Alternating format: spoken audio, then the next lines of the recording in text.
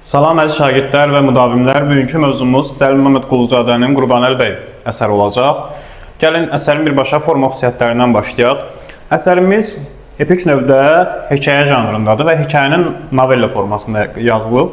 Novella nədir? Yəni sonu gözlənilməz sonluqla bitən əsərlərə, hekayələrə biz novella deyirik. Yəni oxucu əsəri oxuyur, sonu fikirləşir ki, bu cür bitəcək, amma son onun fikirləşdiyindən tam fərqli formada bitir. Yəni bir şok effekti yaşayır. Və bir də yadda saxlayaq ki, novella hekayənin bir növüdür. Yəni istənilən sonu fərqli formada bitən əsərləri biz novella deyə bilmərik. Sadəcə hekayə əgər sonu elə bitirsə, bizim üçün o novella hesab olunacaq. İndi isə başlayaq hadisələrimizə görə söhbət nədən gedir? Deməli, hadisələr Qapazlı kəndinin bəyi Qurbanəli bəyin həyatından danışır. Yəni burada Qapazlı kəndinin müəllif bilə-bilə işlədib. Yəni o vaxt yüksək dairələrin, yəni rusların Qapazlı altında Azərbaycan xalqının olması burada vurğulanır. Deməli, hadisələr aprel ayında baş verir. Orada qeyd edilir baharın 2-ci ayında və pristavın arvadının ad günü idi. Və kənar adamlar bura gələcəklər, qonaq çağırmışdılar. Başqa mahalların pristavlarının filan fəsməkan. Və ən böyük qonaq isə Naçalnik idi. Hamı da onu gözləyirdi. Pristavın bu həyətində, evinin həyətində bütün kəndlər yığışmışdı. Yaxşı bir qonaqlıq hazırlanmışdı. Və deməli, burada əsərdə qeyd olunub, pristavın həyətinə yalnız Kətdə Yasalı və Qlava Mirzələr buraxılırdı. Digər insanlar o həyəti yalnız uzaqdan izləyirdilər. O hamı da işini gözünə atıb gəlmişdi ki, görsün burada qonaqlıq necə keçəcək. Təbii ki, sizin üçün burada pristavdır, naçalnikdir, yasavuldur, Kətdə Qlava maraqlı sözlərdir. Çünki bunlar Çar Rusiyası dövründə işlənmiş terminlərdir. Gəlin onları aydınlaşdıraq. Deməli, naçalnik böyük ərazinin rəisinə deyilir və həmin dövrdə rusların təyin etdiyi böyük rütbəli şəxslərdən biri hesab olunurdu. Ondan sonra pristav gəlirdi. Naçalnikdən kiçik idi, yerli polis rəisidir. Yəni yerli mahallara baxan rəisdir. Qlava pristavdan kiçik idi, bələdiyyə başçısı hesab olunur. Yəni belə bir vəzifəyə baxır. Kətdə, kəndxuda sözünün digər versiyasıdır. Kəndə rəhbərlik edən şəxs deməkdir. Yasavul isə bizim bildiyimiz keşikçi, yəni hesab olunur hərbi rütbədir. İndi isə davam edək. Biz də bilirik ki, kim gələcək, hamı kimin yolunu gözləyir? Naçalnikin yolunu gözləyir ki, Naçalnik gəlib burada bu ad günündə pristavın həyat yoldaşını iştirak edəcək. Burada əsərdə maraqlı məqamlar var. Deməli, əsərdə qonaqların gəlməsi sıralı şəkildə verilib. Testdə də bunlar düşür. Məsələn, ilk gələn özgə mahalın pristavı olur, amma cəmaət bu gələndə elə bilir ki, Naçalnik gəlir, amma görürlər ki, Naçalnik deyil, özgə mahalın pristavıdır. İkinci gələn Qazaq böyüyü bir əfsər olur, yəni ordu böyüyü belə deyək də. Bu gələndə də cəmaət elə bilir ki, Naçalnik gəlir, amma bu gəlib çatanda görürlər ki, Naçalnik deyilmiş. Bunlar ikisi də elə gedir, o pristavın həyat yoldaşına rusca salam verirlər filan. Üçüncü gələn isə Qurbanəli bəy olur. Qurbanəli bəy gələndə də müəllif bunu təsvir edir ki, Qapazlı kəndinin bəyi və mülkədarı Qurbanəli bəy. Burada bir təbii ki, ironiya var. Və Qurbanəli bəy də gəlir, deməli görürlər ki, bu da Naçalnik deyilmiş. Qurbanəli bəy gələndə pristavın həyat yoldaşına yaltaqlıq eləməyə başlayır. Əlindən öpür, rusca ondan danışır. Adam Azərbaycanlıdır, amma rusca danışır. Yəni burada da müəllif bizə gizli xırda mesajlar ötürür. Qurbanəli bəydən sonra mahal həkimi gəlir, sud pristavı gəlir, iki uçitel, yəni müəllim gəlir, əfsərlə arvadı gəlir, sonra həkimlə arvadı gəlir. Hələ Naçalnik gəlib çıxmır. Bunlardan sonra Naçalnik gəlir. Naçalnik gəldikdə artıq qonaqlar keçirlər içəri. O Naçalnikdən sonra da bir neçə başqa qonaq gəlir və bunlar başlayırlar pristavın evində öz şənliyini keçirməyə. Yəni burada yadda saxlayaq, Naçalnik bunlardan sonra gəlir. Yəni bir də baxın cədvələ. Pristav, əfsər, Qurbanəli bəy, mahal, sud pristavı, iki uçitel, əfsər, arvadı, həkimlə arvadı, sonra Naçalnik. Deməli, qonaqlar gəlirlər. Keçirlər, birinci zalda əyləşirlər və zalda əyləşəndə Naçalnik oturur divanda, pristavın arvadı ilə söhbətləşir və akoşka deyilən bir ifadə var orada, pəncərə deməkdir. Bunlar söhbətləşəndə akoşkadan səslər gəlməyə başlayır həyətdən. Və səndə səslər nəyin səsidir? Qurbanəli bəyin atı ilə Naçalnikin atı bir-birinə qarşı kişnəməyə başlayırlar. Məsələn, Qurbanəli bəyin atı hətta 2 ayaq üstünə qalxır. Yəni bu atların səsi bürüyüb aləmi. Biz burada Kəblə Qasım, yəni Kərbəlayı Qasımın adını öyrənirik. Kərbəlayı Qasım kimdir? Qurbanəli bəylə gələn nökəridir. Və Qurbanəli bəy ona hədsiz dərəcədə pis rəftar edir. Biz birazdan əsərin digər hissəsində də bunun şahidi olacağıq. İndi burada məsələn Kərbəlayı Qasım atı sakitləşdirməyə çalışır və s. Daha sonra qonaqlar həmin at orada naçalnikin diqqətini çəkir. Ondan sonra qonaqlar keçirlər xörək otağına. Xörək otağına keçəndən sonra pristavın arvadı baş tərəfdə oturur. Sağında isə naçalnik əyləşir. Və başlayırlar şərab içməyə. Birinci naçalnik öz fincanını doldurur şərabla. Sonra pristavın həyat yoldaşının fincanını doldurur. Bunlar özüm bilə-bilə belə yazmışım ardıcılığı ki, testə düşəndə məsələn sizdən soruşa bilər ki, məsələn birinci pristavın arvadının stəkanı doldurulur, onun şərəfinə içirlər, amma birinci stəkan doldurulan naçalnikin stəkanıdır və özü öz stəkanını doldurur. Bu xırda məqamlara diqqət eləmək lazımdır. Daha sonra bunlar hamısı başlayırlar şərab içməyə, bu pristavın həyat yoldaşının şərəfinə və görürlər ki, Qurbanəli bəy içmir. Pristavın arvadı deyir ki, deyəsən sən də fanatik dindarlardansan, şərab içmirsən. Qurbanəli bəy baxır, gülə-gülə deyir ki, yəni bu balaca stəkanda qoyduğu şey nədir ki, bu balaca stəkan üskükə oxşuyur. Üskük də nədir? Barmaq qalınlığında olur. İynənin o paltar tikəndə iynədən qorunmaq üçün onu barmağa keçirirlər və o üsküyə bənzədir həmin şərab stəkanını. O da deyir ki, gedin buna adi çay stəkanına şərab gətirin. Qoy elə içsin. Gətirirlər Qurbanəli bəy də başlayır şərabı içməyə. Bunlar başladılar içməyə. Daha sonra isə pristavın arvadı deyir ki, gəlin düşək, çəmənlikdə əyləşək, çay içək. Və bunlar başlayırlar ondan sonra çəmənliyə düşməyə. Deməli, həyatda da cəmaət məcburi şəkildə yallı gedir ki, qonaqların könlünü oxşamaq üçün, qonaqların bəyənməsi üçün. Və Qurbanəli bəy gəlib görür ki, Kərbəlayı Qasım əllərini salıb cibinə, yallı gedənlərə baxır.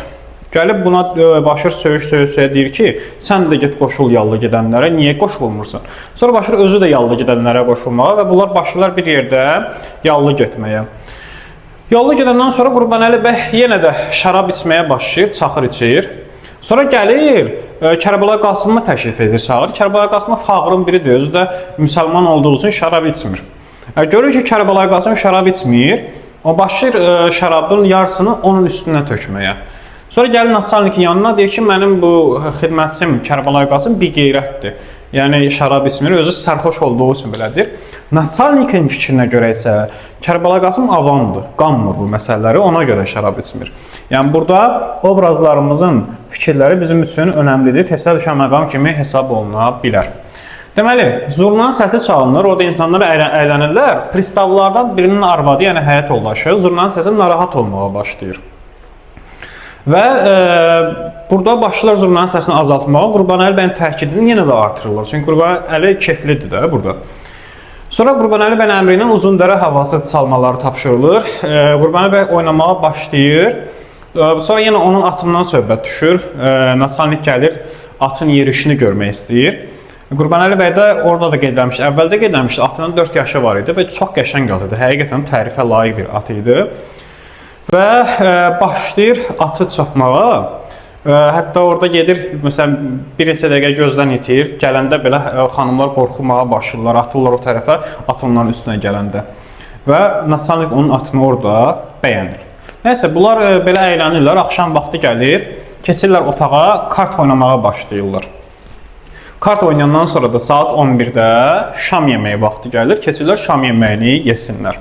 Burada şam yeməyi hissəsində müəllif çox incəliklərə və xırdalıqlara toxunub.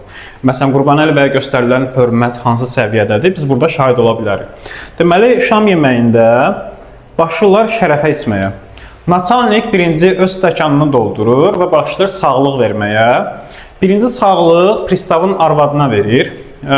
İkinci sağlıq naçalnikin sağlığına içilir.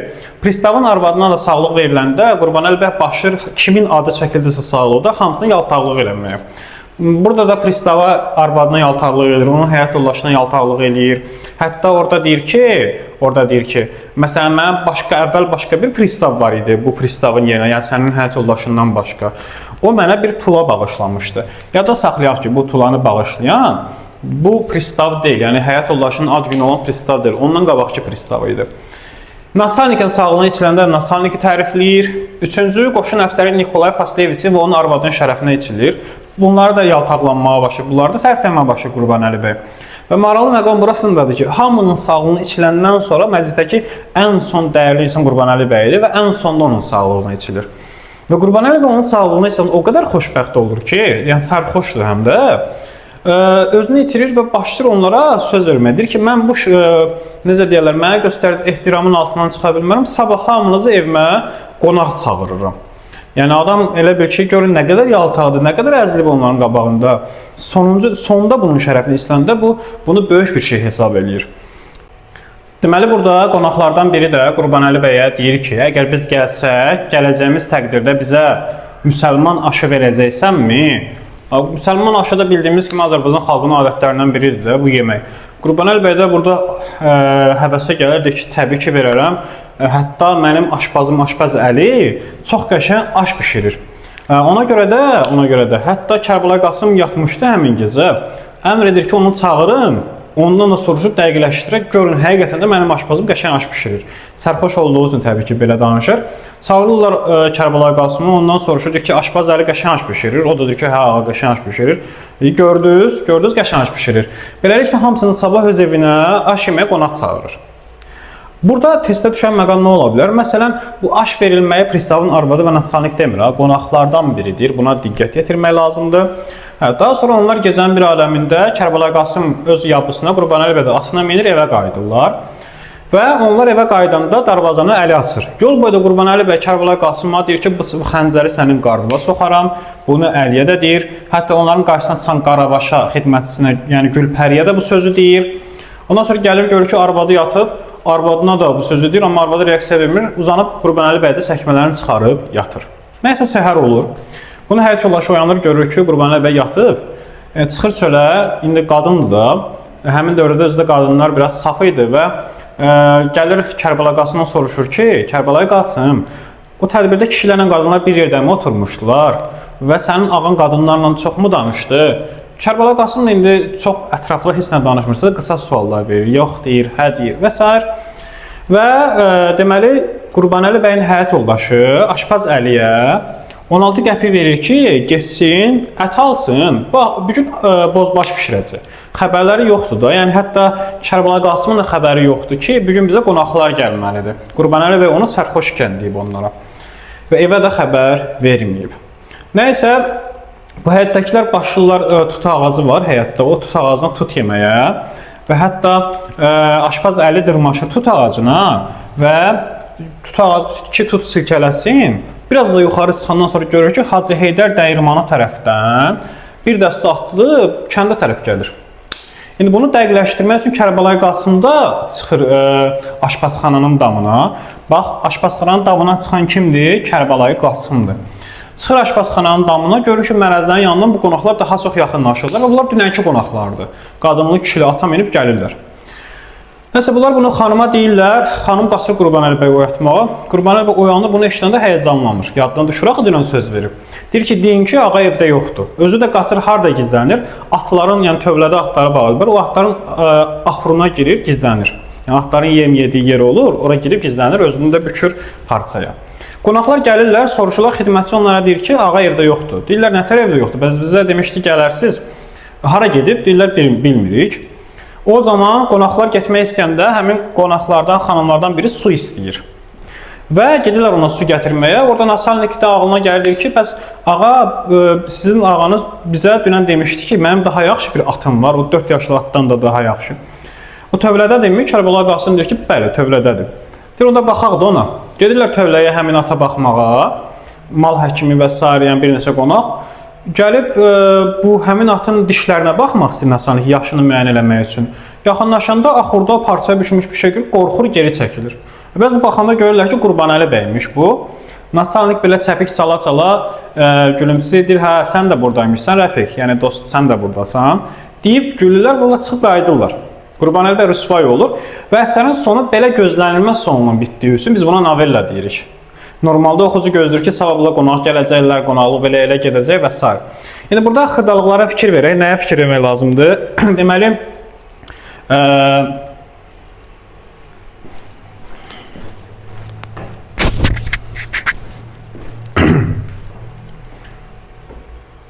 Deməli, fikir verməli olduğumuz şeylərdən biri nədir?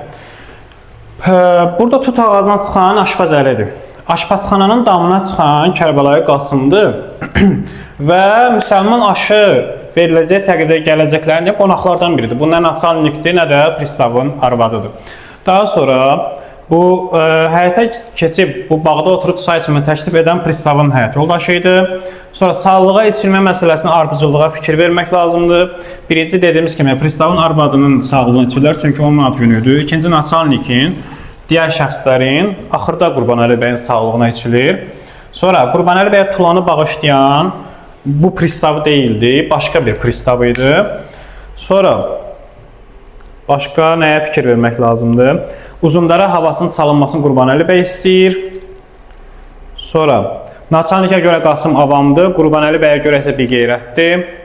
Qurbanəli bəy şərab içirdi, sadəcə olaraq o stəkan balaca idi, onda içmirdi. Buna da fikir verək. Bir də bunlar gələndə hansı ardıcılıqla gəliblər, buna fikir vermək lazımdır. Belə bu kitabdan, məsələn, bu mövzudan testdə hansı suallar düşəcək? Daha çox obrazların xarakteri xüsusiyyətləri düşür. Məsələn, Qurbanəli bəy necə obrazdır? Yaltaq, ikiyüzlü obrazdır. Məsələn, hətta burada kəndin adı niyə? Məsələn, Qapazlı seçilib. Dediyimiz kimi, Rusların Qapazlı altında, təsir altında olduğu üçün belə seçilib. Və Qurbanəli bəy öz adamlarına, öz xalqına qarşı diqqətsiz yanaşan adamdır. Təkcə o yox, elə Rus məmurları da elə yanaşırdılar. Amma Ruslara qarşı yaltaq insandır. Belə, əsəri kitabdan da oxuya bilərsiniz.